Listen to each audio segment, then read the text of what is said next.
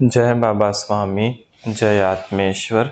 हिमालय का समर्पण योग भाग 3 का आज 16वां दिवस है और हम हैं पृष्ठ क्रमांक 121 पर। गुरुदेव कहते हैं, वे अपनी कुछ बातें बताते, मैं अपनी कुछ बातें बताता था और हमारा प्रवास चल रहा था। उन दोनों के अलावा मैंने अभी भी कोई मनुष्य नहीं देखा था, यानी अभी भी हम मनुष्य बस्ती से काफी दूर ही थे। एक बड़ी पहाड़ी थी जिसके दूसरी ओर उनका मिलिट्री का कैंप था। हम उसी की ओर जा रहे थे। उस घायल सैनिक को लेकर चलना ही अधिक कठिन हो रहा था। फिर चढ़ाई के पहले थोड़ा आराम करने का निर्णय लिया। मेरे भी पैर थक गए थे। वे बोले, हम इतने ऊपर से गिर पड़े थे कि हमें बिल्कुल आशा नहीं थी कि हम बच पाएंगे। लेकिन जब हमने अपने आप को जीवित पाया तो खुशी का ठिकाना न रहा। और बाबा, आपके दर्शन होने थे, इसीलिए शायद यह घटना घटी होगी। कहते हैं ना कि जीवन में जो भी होता है वह अच्छे के लिए होता है। आपसे मिलना बाबा, हम हमारे जीवन की बड़ी घटना समझते हैं। हमने वहां पर आग जलाई और वहीं पर दो बड़ी चट्टानों के आड़ में ही रहे, वहीं आराम किया। कुछ देर बाद मैंने कहा, अब सो जाओ, कल सुबह उठकर हम पहाड़ी चढ़ना प्रारंभ करेंगे। और फिर हम तीनों सो गए। तेज ठंडी हवा चल रही थी। जैसे तैसे वह रात काटी थी। सुबह भी जल्दी उठकर चढ़ना चाहते थे, पर नहीं चढ़ पाए। हवा खूब तेज थी और वातावरण भी साफ नहीं था। इसलिए फिर सूर्योदय होने की राह देखना ही उचित समझा। सूर्योदय हो जाने के बाद आसपास का वातावरण ठीक हुआ और बाद में हमने पहाड़ी चढ़ना प्रारंभ किया। वे पहाड़ी चढ़ भी रहे थे, पर वे दोनों यह भी देख रहे थे कि उनके अन्य साथी उन्हें ढूंढने आ रहे हैं क्या, कोई मदद मिल सकती है क्या। वे बड़ी आशा से कभी आकाश में तो कभी पहाड़ी को देखते थे, लेकिन तभी तक ऐसी कोई भी मदद हमें नहीं मिली थी। हम थोड़ा चढ़ते, थोड़ा आराम करते, ऐसी हमारी यात्रा चल रही थी। बड़ी कठिनाई से हम शाम तक पहाड़ी शिखर तक पहुंचे। मैंने कहा, अब यह रात यहीं गुजारनी होगी, लेकिन हम इस पहाड़ के शिखर को पार करके थोड़ा नीचे उतर कर ही रुकेंगे, ताकि रात में हवा कम लगे। और हवा के दबाव से राम सिंह को सांस लेने में तकलीफ हो रही थी, इसीलिए हम उस शिखर पर रुके नहीं। शिखर को पार करके दूसरी ओर काफी नीचे उतरने पर हमें कुछ चट्टानें मिली। उनके बीच में एक खड्डा नुमा जगह तैयार हो गई थी। हमने वहीं रुकने का निर्णय लिया ताकि हम हवा से बच सके। रात में मैं या जीएस में से एक जागता ही रहा। हम तीनों में सबसे ज्यादा शक्तिशाली जीएस ही था। ऊंचा, पूरा जवान था। उसने दाढ़ी भी बढ़ा रखी थी और तलवार कट मूछें थी। दाढ़ी और मूछों का शौकीन था। सिर पर भले एक बार कंघा न करता होगा, दाढ़ी की कंघी अवश्य करता था। सिर पर उसने बाल भी पहलवान छाप थोड़े थोड़े ही रखे थे। वह सदैव सतर्क रहता था और राम सिंह अनुभवी था। पहले तो राम सिंह की आंखें मुझे भी शक के नजर से देख रही थी, लेकिन धीरे धीरे उसका शक दूर होता गया। बाद में राम सिंह को भी पूरा विश्वास हो गया कि मैं जो कह रहा हूँ मैं वही हूँ। फिर वह भी मेरे साथ मित्रवत हो गया। वहां पर हालात और भी खराब थे। बड़ी तेज ठंडी हवा थी। हमने आग जलाई, लेकिन फिर भी इतनी हवा थी कि रात भर हम में से कोई भी सो नहीं सका। घीसू सिंह बोला, इससे तो उसी स्थान पर अच्छा था जहां कल रात गुजारी थी। मैंने कहा, लेकिन एक दिन में पहाड़ी पार नहीं की जा सकती थी।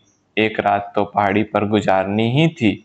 सुबह जब सूर्योदय हुआ तो वह सूर्योदय हमारे लिए एक नई आशा लेकर आया था, क्योंकि तब हमें मिलिट्री का कैंप दिखाई देने लगा था। वे दोनों कैंप देखकर खुश हो गए। मैं भी उनकी खुशी में शामिल हो गया। हमने बड़ी सावधानी से पहाड़ी उतरना प्रारंभ किया। सबसे बड़ी समस्या वह राम सिंह ही था, जिससे चला नहीं जा रहा था। एक पैर टिका टिका कर वह चल रहा था। हम दोनों उसे एक एक ओर से पकड़े हुए चल रहे थे। जीएस पूरा ऊंचा था और दूसरी ओर मैं साधारण कद काठी का था। तो राम सिंह को बैलेंस करना कठिन होता था। इसलिए उसने जो पैर घायल था उस ओर जीएस को रखा था और जो पैर अच्छा था उस ओर मुझे रखा था और हमारी शोभा यात्रा आगे बढ़ रही थी। जीएस ने राम सिंह से बोला, आप मुझे ही परेड में गालियां देते थे, डांटते थे, पर आज मैं ही आपके काम आ रहा हूँ। आप मुझे बार बार गधा कहते थे, लेकिन आज यह गधा ही आपके काम आ रहा है। हालांकि यहाँ भी मैं गधे की भूमिका में ही हूँ, क्योंकि आपको गधे जैसे ही ढो रहा हूँ। राम सिंह बोला, बोल ले बेटा, अब तेरा ही समय चल रहा है, मैं तो सब सुन ही रहा हूँ। और वह हंस दिया। ऐसी नोक-झोंक उनकी आपस में चलती ही रहती थी। हमारा समय बीत रहा था। राम सिंह एकदम गंभीर होकर कहने लग गया, प्रत्येक मनुष्य में परमात्मा बसता है।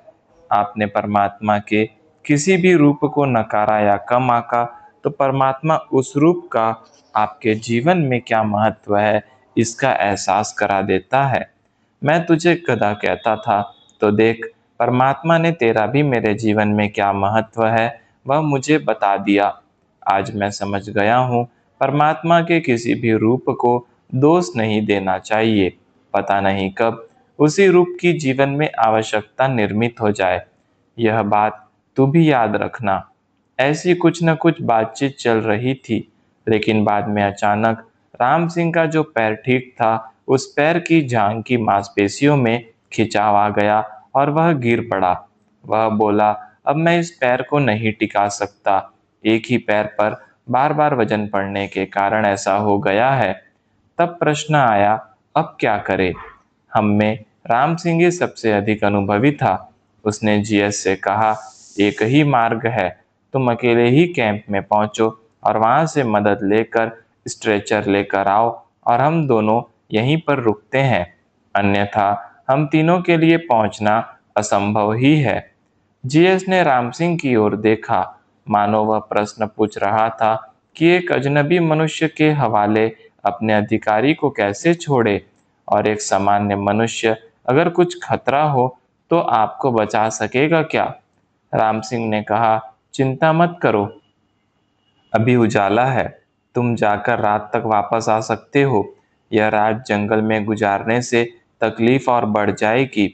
यही एकमात्र उपाय है और जल्दी करो, क्योंकि रात के पहले तुम्हें वापस आना है। यही समय की मांग है और यही मेरा आदेश भी है। जीएस और मैंने मिलकर दो वृक्षों की आड़ में राम सिंह को लिटाया और जीएस ने जाने का निर्णय लिया। मैंने उसे आश्वस्त किया, सब ठीक होगा, भगवान पर विश्वास करके कार्य पर निकलो, और वह चल दिया। मैंने उसे कहा, रास्ता याद रखकर जाना, हो सकता है कि आने में रात हो जाए। उसने हाँ कहा और वह चल दिया। तब मैं और राम सिंह दोनों ही रह गए थे। राम सिंह को लेकर चलना मेरे लिए असंभव था। मैंने कुछ पत्तों का रस निकाला और राम सिंह की जांघ पर मसला और फिर एक कपड़ा बांध दिया। उससे उसे थोड़ा आराम हुआ। फिर वह बोला, आपको हिमालय की जड़ी बूटियों की काफी जानकारी है। मैंने कहा, गुरुदेव के साथ रहकर सीख ली थी, लेकिन अभी जो पत्ते तुम्हारी जांघ पर रगड़े, इन पत्तों को मैं जानता भी नहीं था। केवल इन पत्तों के भीतर के जल तत्व को माध्यम बनाया और साथ में अपनी प्रार्थना को उसके साथ जोड़ दिया। हम जब किसी के लिए प्रार्थना करते हैं तो हमारी ही ऊर्जा प्रार्थना के रूप में बहने लगती है, लेकिन ऊर्जा को तुम तक पहुंचने के लिए माध्यम चाहिए था, तो उन पत्तों के रस को माध्यम बनाया। यानी जो आराम मिला है वह इन पत्तों के रस से नहीं, प्रार्थना की ऊर्जा से मिला है। मेरे गुरुदेव ऐसा ही करते थे, किसी भी पत्ते के रस को माध्यम बनाकर अपनी ऊर्जा को संकल्प के द्वारा प्रवाहित करते थे। यह प्रकार ठीक वैसा ही है जैसे एक ही भभूति से एक साधु कई लोगों की अलग अलग बीमारियां ठीक करता है।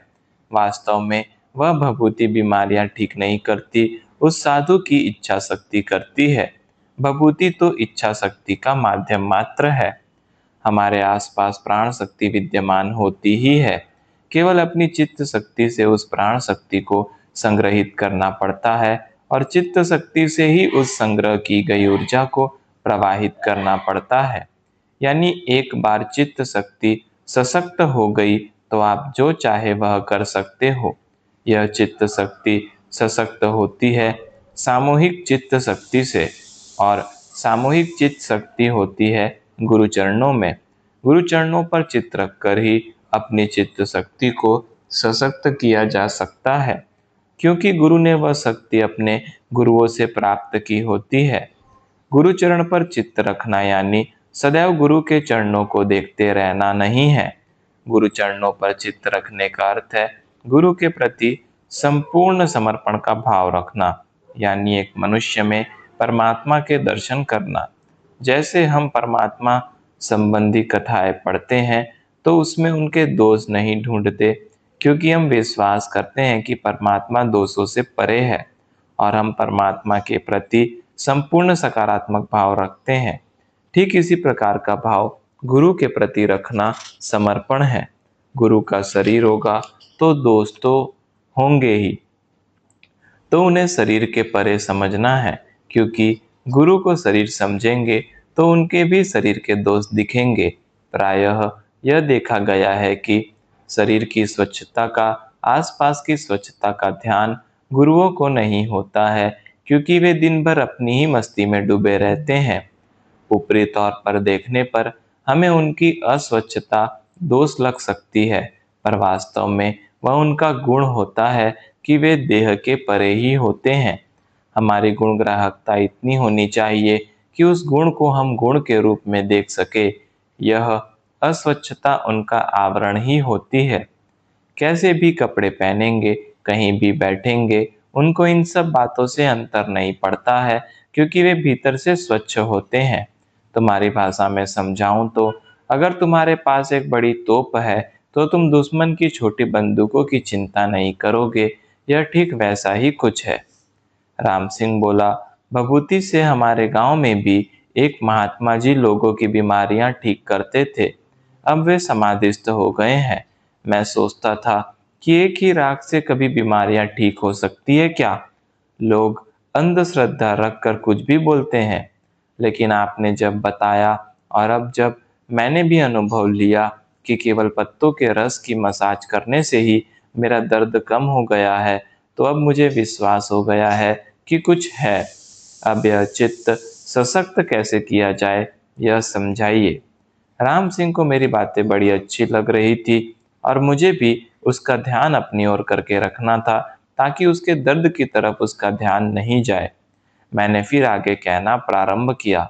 मैंने कहा, ये जो पत्ते मसले ना, वह भी एक नाटक ही था, और यह सब तुम्हारी गुणग्राहकता बढ़ाने के लिए मैंने किया, क्योंकि यह न करता तो तुम यह ग्रहण ही नहीं कर पाते।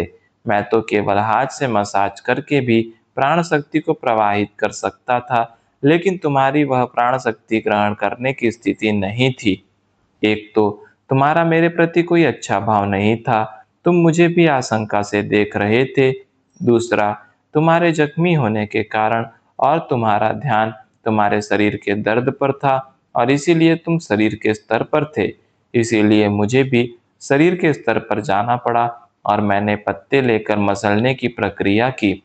जड़ी बूटियों के बारे में तुम्हें पता था और तुमने उन पत्तों पर विश्वास कर लिया, और तुम्हारे विश्वास से यह वांछित परिणाम आ सका। तुम्हारा विश्वास प्राप्त करने के लिए मैंने पत्तों का सहारा लिया था। इस प्रकार के कार्य में दोनों ओर से प्रक्रिया होनी चाहिए। एक, मैं एक पवित्र भाव रखकर प्रवाहित करूं, और दूसरा, तुम संपूर्ण विश्वास करके उसे ग्रहण करो। हम दोनों का भी इस क्रिया में योगदान होगा, तो ही उसके अच्छे परिणाम आएंगे, और जब यह हुआ तभी वांछित परिणाम आए। जब सामने वाला शिष्य शारीरिक स्तर पर होता है तो गुरु भी शारीरिक स्तर पर ही कुछ देते हैं। गुरु का स्वभाव है देना। वह अपने देने के मार्ग परिस्थिति के अनुसार खुद ही ढूंढ लेते हैं। मैं एक बार शाम के समय भी पत्तों से तुम्हारी मसाज कर दूंगा। तो राम सिंह बोला, पत्तों से नहीं, अब केवल हाथ से ही कर देना। मैं समझ गया हूं कि पत्ते तो माध्यम है, अब माध्यम की आवश्यकता नहीं है। मैं हंस दिया। मैंने आगे कहा, तुम्हारा दूसरा प्रश्न था कि चित्त को सशक्त कैसे किया जाए। वास्तव में चित्त सशक्त किया नहीं जाता है, हो जाता है। हमें अपने चित्त को केवल मूल स्वरूप में रखना है। परमात्मा ने जब हमें पैदा किया तो हम एक शुद्ध पवित्र चित्त लेकिन हम जैसे जैसे बड़े होते गए, जीवन की बुरी घटनाओं, जीवन के बुरे अनुभवों, जीवन में आने वाले बुरे लोगों के कारण हमारा चित्त दूषित हो गया। इसीलिए हम बचपन में जितने शुद्ध चित्त के धनी थे, उतने शुद्ध बड़े होने पर नहीं रह गए हैं। हमें फिर बचपन में लौटना होगा। जीवन जो बीत गया है उसे भूल जाना होगा। अगर अपना भूतकाल भुलाने में हम सफल हुए तो हमारा चित्त पवित्र और शुद्ध हो जाएगा, और चित्त शुद्ध हो गया तो सशक्त तो वह खुद ही हो जाएगा। चित्त पवित्र हो जाने के बाद हमें सबके प्रति सद्भावना रखनी चाहिए, ताकि हमारा चित्त सशक्त हो जाए। हमें आसपास के दूषित लोगों से, दूषित विचारों से अपने चित्त को बचाना होगा और रोज ध्यान करके उसे स्वच्छ रखना होगा। जिस प्रकार समय की धूल बर्तनों पर चढ़ती है, वैसे ही आसपास के दूषित विचारों की धूल चित्त पर चढ़ती है। इस दूषित विचारों के प्रभाव से हमें हमारे चित्त को बचाना होगा, यानी पहले अपने भूतकाल को भुलाकर चित्त को स्वच्छ करना होगा, और बाद में सबके प्रति सद्भावना रखकर चित्त को पवित्र करना होगा। पर ये दोनों कार्य एक अकेला मनुष्य नहीं कर सकता है। न मैं कर सका और न तुम कर सकोगे। यह तो केवल सामूहिक पवित्र चित्त के साथ हो सकता है, और ऐसा पवित्र चित्त केवल गुरु का होता है। गुरु कोई शरीर नहीं है। गुरु पवित्र शक्तियों का समूह है। उनके साथ जुड़ जाने मात्र से हमारा चित्त शुद्ध भी हो जाता है और शुद्ध बना भी रहता है। सद्गुरु के साथ जुड़ जाना ही ध्यान है। सद्गुरु के प्रति समर्पण करके यह ध्यान की स्थिति पाई जा सकती है। अब मैं तुम्हें एक और उदाहरण से समझाता हूँ। एक पानी से भरा ग्लास है, और उस पानी से भरे ग्लास में अगर एक चम्मच काली स्याही डाल दो तो वह ग्लास के संपूर्ण पानी को काला कर देगा, क्योंकि काली स्याही का स्वभाव है काला करना। लेकिन वही काली स्याही गंगा नदी में डाल दी जाए तो गंगा नदी में वह काली स्याही सफेद नहीं हो जाएगी, वह वहां भी काली ही रहेगी, लेकिन उस काली स्याही का अस्तित्व नगण्य रह जाएगा। ठीक इसी प्रकार अहंकार के कारण हम अगर एक गिलास का पानी बने रहे तो एक चम्मच काली स्याही ही हमारे चित्त को दूषित कर देगी। लेकिन वही हम अगर सद्गुरु रूपी गंगा नदी के साथ जुड़ गए तो हमारे चित्त रूपी गिलास के पानी में स्थित एक चम्मच काली स्याही रूपी दोषों का अस्तित्व नगण्य हो जाएगा। इस प्रकार अगर चित्त को शुद्ध करना चाहते हो, चित्त को पवित्र बनाए रखना चाहते हो, तो किसी सद्गुरु को समर्पित हो जाओ, ताकि उसके सानिध्य में तुम्हारा चित्त शुद्ध भी हो सके और पवित्र भी हो सके। रही बात चित्त के सशक्त होने की, तो वह तो शुद्ध रहते रहते सशक्त खुद ही हो जाएगा। जय बाबा स्वामी, जय आत्मेश्वर।